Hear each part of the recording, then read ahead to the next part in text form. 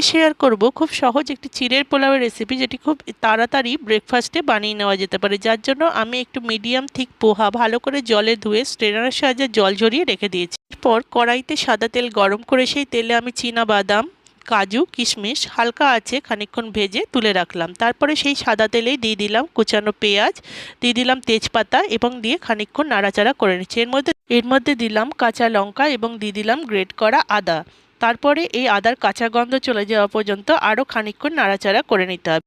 এর মধ্যে দিয়ে দিলাম আগে থেকে ধুয়ে জল ঝরিয়ে নেওয়া চিড়ে এবং দিয়ে দিলাম পরিমাণ মতো চিনি এবং নুন। তারপরে এটাকে ভালো করে নাড়াচাড়া করে নিতে হবে যতক্ষণ না চিনিটি ভালো করে গলে চিড়ের মধ্যে মিশে যাচ্ছে। একদম এটাকে ভাজা ভাজা করার সময় আমি সামান্য পরিমাণে হলুদ দিয়েছি, এটা শুধুমাত্র রঙের জন্য, এটা ইচ্ছে করলে নাও ব্যবহার করা যায়। আগে থেকে ভেজে রাখা বাদামও মিশিয়ে নিয়েছি। নামানোর আগে অল্প একটু ভালো ঘি ছড়িয়ে দিলাম, এতে গন্ধ খুব ভালো হবে। চিড়ের পোলাও তৈরি।